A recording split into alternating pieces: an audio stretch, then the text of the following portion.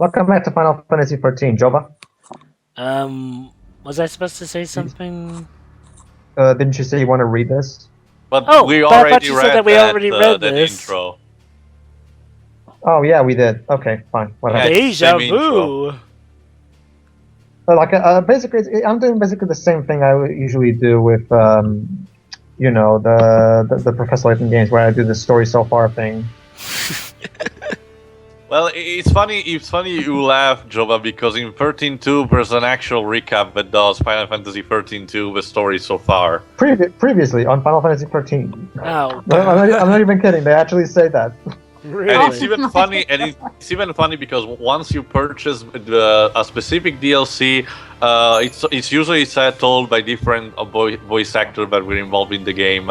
One of the possible voice actors once you purchase one of the DLC is actual John DiMaggio. Anyway, John DiMaggio?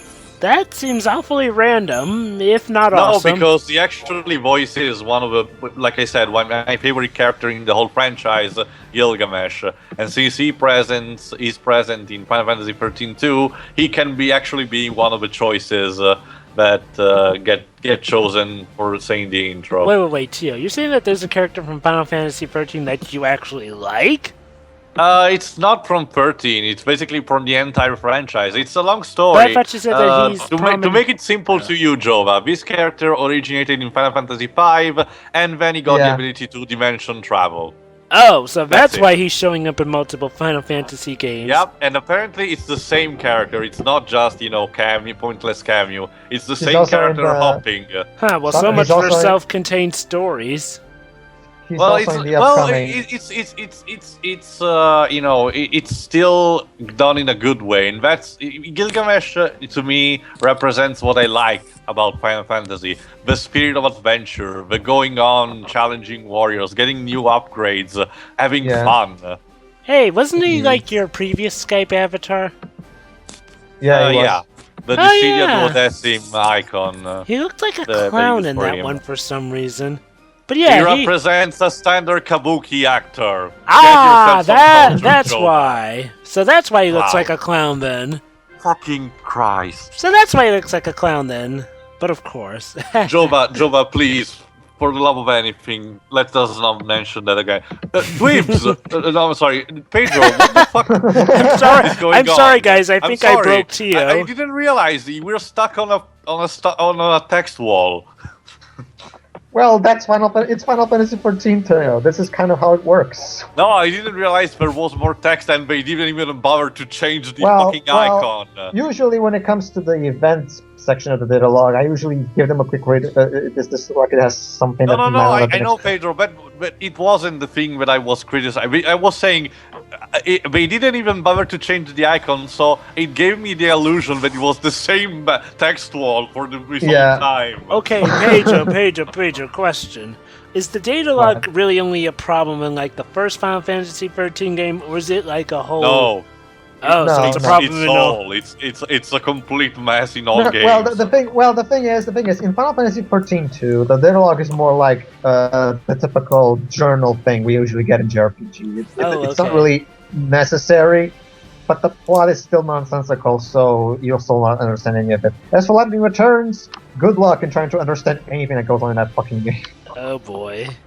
It sounds like Lightning Returns is the pinnacle of awful when it comes to Just to give you an idea, Jova, Lightning Returns Final Fantasy XIV has the worst ending I have ever seen in any work of fiction. It's not because it's glitchy, buggy, or bad. Well, there are bad textures, but it's not glitchy. It's because it's the definition of betrayal. Okay. So, like Mass Effect 3's ending? No. Final Fantasy XIV. You wish. Mass Effect 3 is Shakespeare in comparison to Lightning Returns. No, Pedro.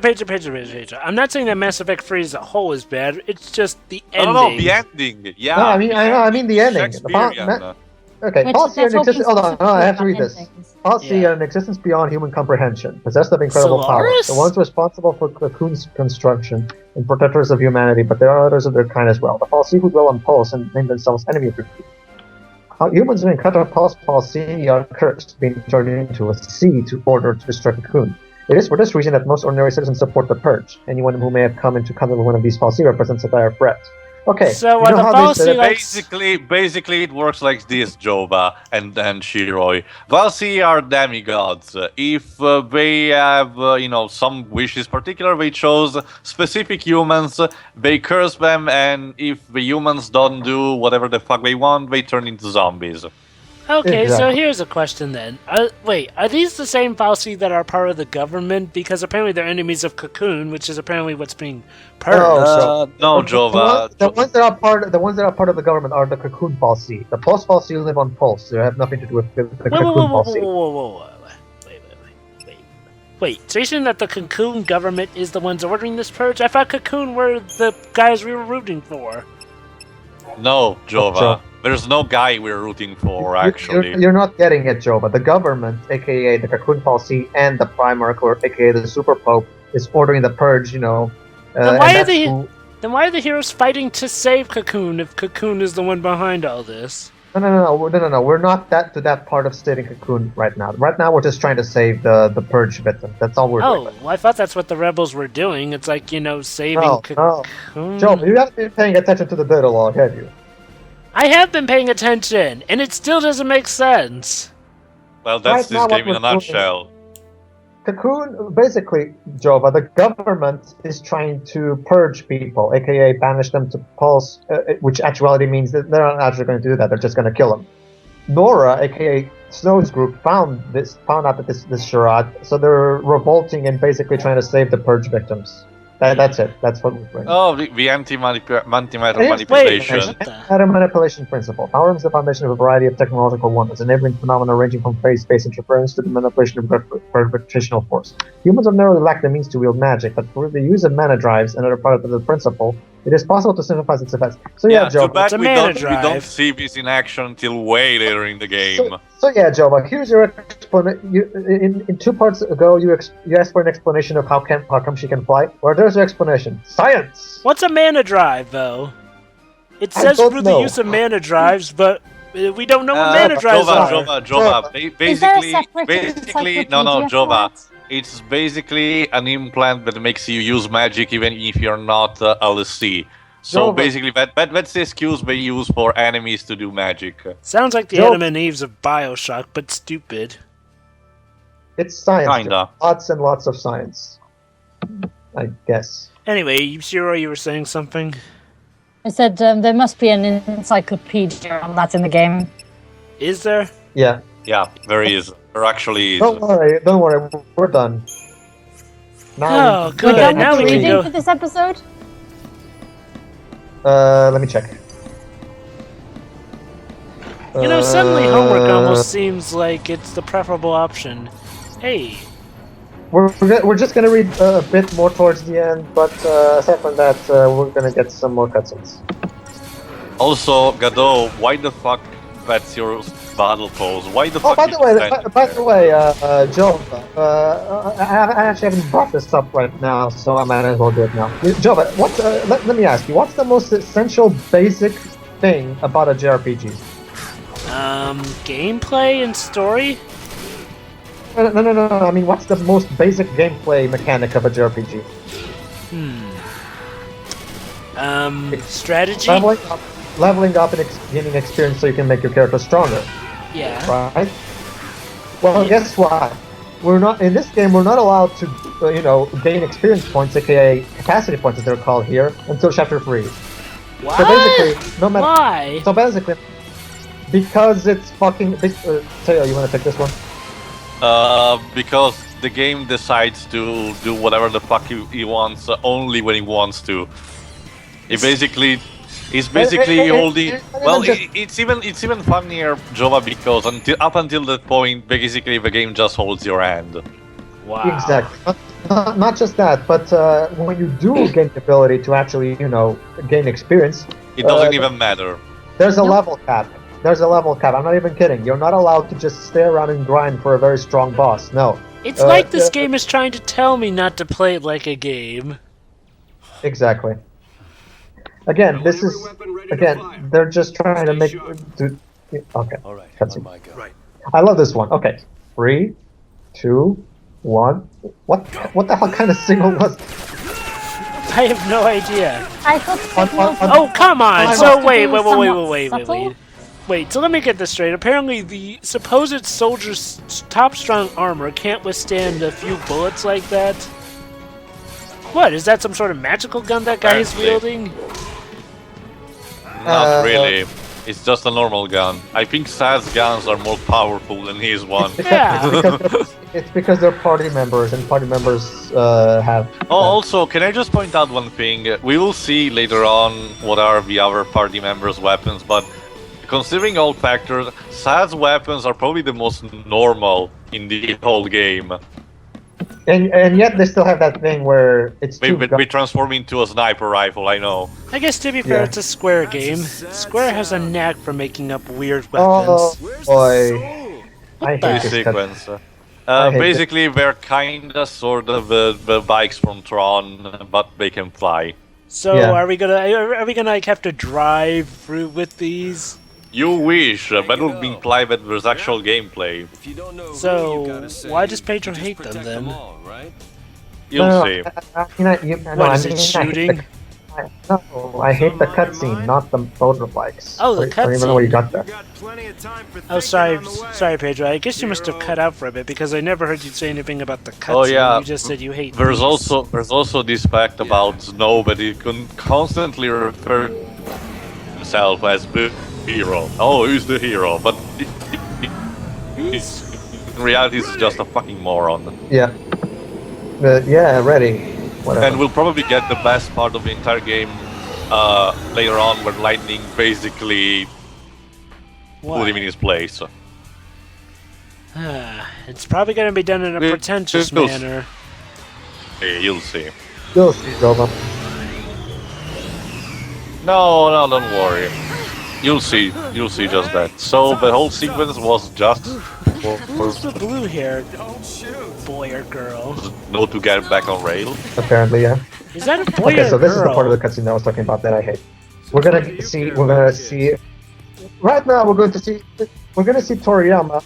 Apparently it's a boy, Jova. In a few minutes, we're gonna see Toriyama's attempt at witty humor.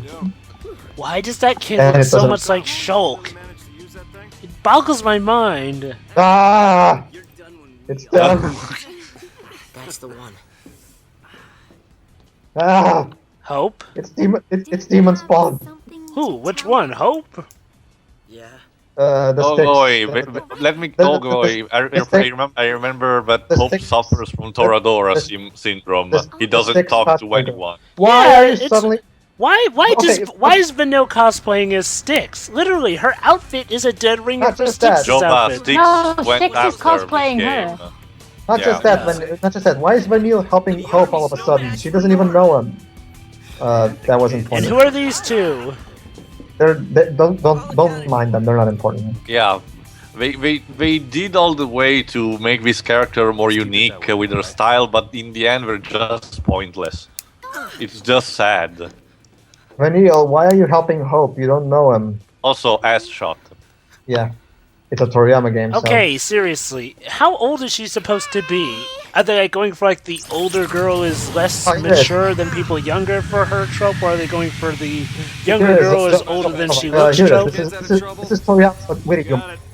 Say hi to the missus for me. Hold on, here it is. Witty humor by Toriyama. Jason, Oh, I take care of the no. kids. Some husband. Dinner's better be home cooking. Is that a gay joke or something? Don't worry. Ha! It's funny, isn't it? Wedding banter. Cool, because I had so little of that in Time and Eternity. Catch you later. Hey, wait a minute, come to think of it. There's a plot with one of the protagonists having a fiancé.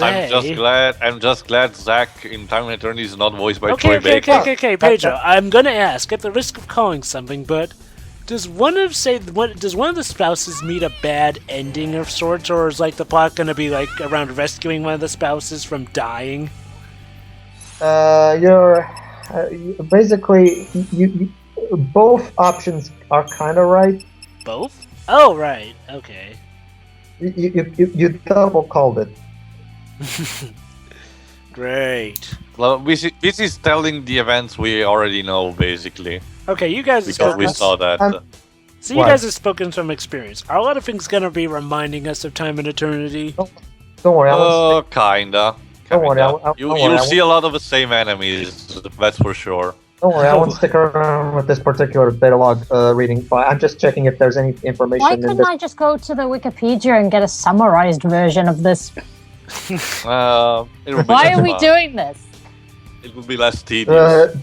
Shiroi, the plot of this game is too convoluted to be summed up in just one paragraph. So which would you rather have? Somebody summed up the plot of the entire Kingdom Hearts series in half an hour. Anyway, implying that the plot in Kingdom Hearts is not just convoluted and actually deep. Oh, come on, Tio. It can actually be explained. Granted. I don't mean it's unexplainable. I mean it's just convoluted and not deep. Convoluted over here also sort of means it can't be explained. Let's save that for Kingdom Hearts. Jova, that's not the point. Anyway. Sorry, different nationalities. Anywho, we're going for this trope again. Oh my god. Those crazy kids! You okay? Seriously, how old is Vanille? She has me so confused. Bad touch, maybe? Hey, You know how to fly? bad touch. You wait until you watch Rainbow Rocks. I think so. So is Vanille supposed... By the way, this is not actual game music, it's Pedro who put it. But of course, I don't think What's Square would going have on gotten here? enough... No, Jova, I just want to make things clear because you might think... Bad touch. Let go of me! I'm serious. I mean, she's supposed to be she's supposed to be adorable when she does these kind of things, but it just comes across as creepy to me. That's why I'm putting this music. Seriously, for now on, Jerry Goldsmith's Ave Satani will be Vanille's theme for this playthrough. I want to know, how old is that woman or girl? She seems like a woman, yet she acts so... Again, Joe, I've told you this the last part. We don't know. They never say. And why is she Australian sounding at times? She actually has an Australian accent. That's what I said. It's like her accent tends to slip, though. Why is she Australian at times? Let me explain, Jova. Basically, Jova, the way it works is people who live on Cocoon have an American accent. People who live on Pulse... Pulse? Pulse. Have an Australian accent. Okay. Wait, Pulse? Aren't Pulse... I thought Pulse was the bad guys, or... I don't know, the something that was being attacked. And that crash was all off-screen. You'll see eventually. You'll see, Jova. Wait. Anyway, they That will be one of the few things that make sense but wasn't this there... Why is this plot confusing me so much? Because it's Final Fantasy 13, Jova. Yeah. Okay, I love this one. Okay, granted, there's going to be an explanation later on, way later on in the game, as to why what's not going to happen right now, it happens. Oh, and what the fuck is she doing? What did you expect? What's that hand gesture you're doing, Vanille? Is it like something that her people do? You become a pulse, Lassie, and you're It's basically the same as Princess Elise does when she crosses her hand in Sonic 06. Pointless. Here's an interesting thing. Her Japanese name is actually Vanilla. Hope. I'm not even kidding. As in she's dull? I won't call her dull. I will call her... She's a beta testing. Vanille is that kind of annoying anime girl character who always gets super excited about everything and screams in this high-pitched voice, and I fucking hate her. The Pulse and shouts Kia all the time. Hey, wait a minute, wait, hold on. Oh, never mind. It was saying laboratory. I was about to say why the heck they would make the name of the species the name of the location. Because this is there where Vanille, Vanille's weapon. Does she has to make a noise every time she moves? Oh, get used to that, Shiroi. That's her character. That's what she does. She just found herself a weapon. Vanille's weapon is impractical in so many ways. The first time I played this game, I was all like, how did you know there was a weapon there? And why is it there? What is that anyway? It looks like it just looks like a big stick. It's a mixture between a slingshot and a whip. Oh, and hope as a boomerang, because, well, we have to give the kid a weapon somehow. Because also, there's an actual reason why she has 3 so it's a segments bola instead of 2. Oh. And now, ladies and gentlemen, we're going to spend most of the battle... not now, actually, because we changed it, but, okay. So Australian, I guess. You know what's weird? She's the one with the Australian accent, yet not the one with the boomerang. Okay, back to exploring. You'd think back to exploring? Yeah. There's no exploring in Final Fantasy XIV, Square. Stop lying. Maybe we can go left or right. The only thing we've been exploring text. Left. But Pedro, I don't know what you're talking about. When you can go left or right, clearly you can explore. See, you can actually move around. Yeah, you can. We talked to that David Cage guy, and he clearly understands how things work. We're chapter 2 for some reason. Yeah. Well, we can pick between the left hallway or the right hallway. See, exploration. Yeah. But then again, if this is exploration, then Sonic Unleashed is flipping Super Mario Galaxy compared to that. It is. The main difference is that Sonic Unleashed is a platformer, a genre that is linear by nature. I know. That's why I was making the comparison. Ugh. Because it still gets it better in the idea. Here's also the thing, Jova, and also Pedro. The problem relies not just on the linearity, but even in how they are programmed. To make an example, because as a personal example, Tales of Xillia also have some dungeon that can be described as linear, but the way they're programmed, in which the monsters, the treasures, all the stuff there is, it makes you doesn't think they are linear, okay? It gives you at least some sense of illusion they are more, explorable. In this game, however, there is not that at all. Indeed. Not at all. It's just a fucking corridor, plain simple. Someone pick up the phone. I'm hoping someone else would. Hope has fallen into a panic. Single-minded pursuit of Snow, he has rushed into the lair of the false again. He is only now recalling the terrible nature of the being that lurks within. The reason I'm reading this particular entry is because the game didn't really explain where exactly are we, so... You know, what is it with Square and them having games where other protagonists who should be protagonists more so end up just being a-holes who want to kill the main protagonist that we're playing as? It's like Riku... And I forget who some of the other characters were named in Final Fantasy games, but yeah. But seriously, this kid seems like a younger, more annoying version of Riku so far. He's even got the same hairstyle. At least he's not that emo. Anyway, history internet. Pulse Lassie. Let's see what a Pulse Lassie is. What exactly is a Lassie? Oh yeah, that's right. Lassie and Falsi. The beings known as Palsi possess the power to enthrall unwilling human instruments, compelling the victims to serve their will. These individuals, known as Lassie, are marked with indelible brands. They gain the gift of magic, but also bear the burden of completing a task known as a focus for their Palsi master. Pulse Lassie, tools of Palsi from the world below, are considered dangerous enemies of Cocoon society, as there exists no means of removing the Lassie brand and the curse thereby imposed. Pulse Lassie are hunted relentlessly. See, this is actually important because it explains it's related to a large chunk of the game. Why couldn't this have been integrated into the actual story outside the data log, though? Because Toriyama has no idea how to tell a story. Makes me wonder, though, Pedro, if this was actually made by Hideo Kojima, would there be all these text explaining cutscenes and be like a fucking movie?